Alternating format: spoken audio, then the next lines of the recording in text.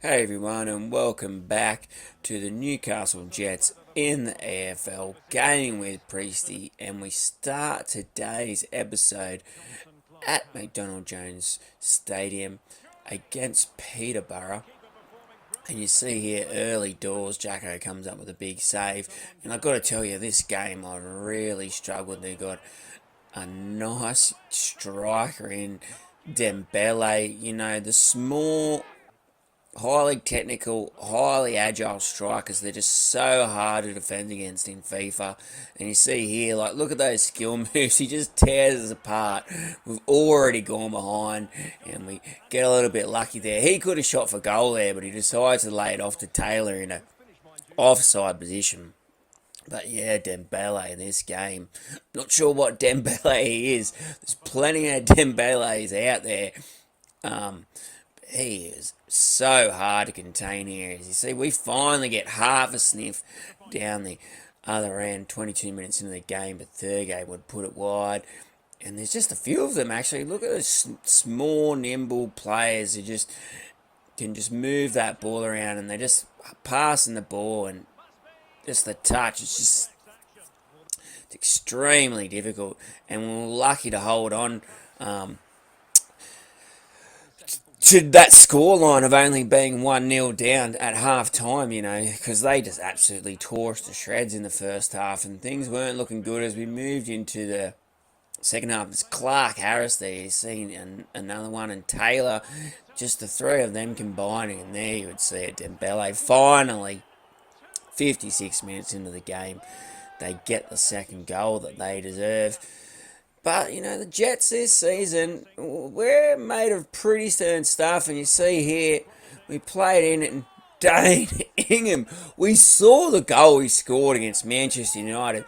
This game, deputising at right wing back. And he comes up with another cracking goal. And we get ourselves back into the game. And then with 10 minutes remaining, Archie Lawrence, he'd score to equalise in a game where realistically we deserved absolutely nothing.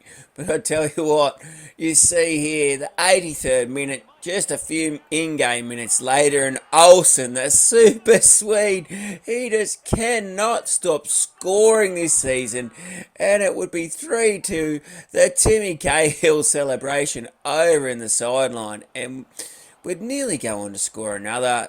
The defender comes up with a strong tackle there. Score remained 3-2, and we really did not deserve anything out of that game. For a long, long time, we were absolutely under the pump. But the Jets are made of some pretty stern stuff in this playthrough. As you see here, move on to the next game of the episode at home, McDonald Jones Stadium in the Papa John's Trophy. And I've said it before, I really want to win this. This could be our last chance. If by some miracle we end up getting promoted this season, we might never ever have another chance to win the Papa John's Trophy. So we've picked a full strength team, and not unluckily, because Harrogate probably had the best of it. We've gone down 1-0, needing to win to make it through to the next round. And despite creating a few chances, you see here, Olsen gets us back into the game at 1-1. But yeah, despite creating a few chances, we could never really put Hartlepool away. You see, just before half time there, we had a chance to turn the game on its head and go into the lead, but we couldn't take it, and the score remained 1-1 at half time. And we move here into the second half. Early doors, see Hartlepool knocking the ball around well. Little 1-2 there, and the striker just absolutely slams the ball home. What a finish. Aren't they happy about it? They were one of the teams that got promoted from League 2 with us last season, and they are not high up on the League 1 ladder. As you can see here, they were just too good on the day. Scoreline moves from 2-1 to 3-1. Another banging finish there by the skipper Featherstone. And, it looks like we're going to get bounced from the Papa John's Trophy. We're through to the quarterfinals of the Carabao Cup after knocking out Manchester United in the previous episode. And now we can't even beat Tiny Hartlepool at home. Oh, but a good thing was we had a chance to redeem ourselves in the league only a few days later. Not much happening in the first half. Just before half time here, we cut to our first highlight. It was just our boys defending pretty nicely in and around our box. The score would remain 0 at half time. 15 minutes into the second half, though, Hartlepool would go on the attack here, knocking the ball around well, very slick, and he did it to us just a few days beforehand. Does it to us again, and we go 1-0 down. But like I said, we're made of sterner stuff this season, and Ben Kantarowski from outside the box. Oh my God. I don't think I've ever seen him do such things in real life. But he gets us back in the game at 1-1. With 18 minutes remaining, we'd go on the counter-attack. Penier plays the ball through to Becker. Nice cross. And Olsen, the super Swede does it. We've turned the game around. And to be fair, we could have done this in the Papa's John Trophy, but we just couldn't take those chances. And you see here, going in added time here. We had a chance there to make it a third, but it wouldn't come back to haunt us. Score would finish 2-1, and we take the 3 points, and we get our revenge against Hartlepool. And I'm definitely not going to complain about that at all. So just quietly, in real life, the Newcastle Jets had a pre-season game today. As you see us 4th on the ladder, we have gone on an absolute tear here in League 1 of recent times. I think the last time we lost a game was against Plymouth Argyle, and that was a fair while ago. But yeah, as I was saying, see Hartlepool second last on the ladder. Doncaster absolute dead last, only 6 points. Yes, and so the Jets had a trial game against Sydney FC, and they got absolutely steamrolled 5-0. So hopefully the boys can gel together in real life and get ticking along, and that will just be a blur that no one will remember by the end of the season.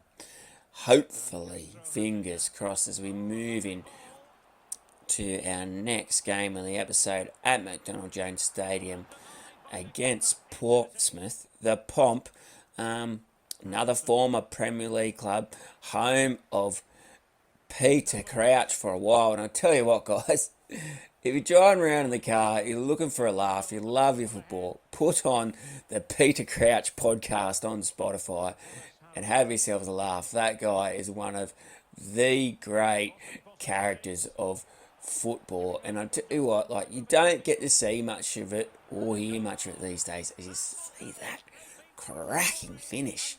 Oh my God, we go down 1-0 after 33 minutes. Curtis there for Pompey, putting them 1-0 up there. You don't see too many characters in the game these days, so to listen to Crouchy tell some of his stories, I tell you what, some of them have been absolute stitches.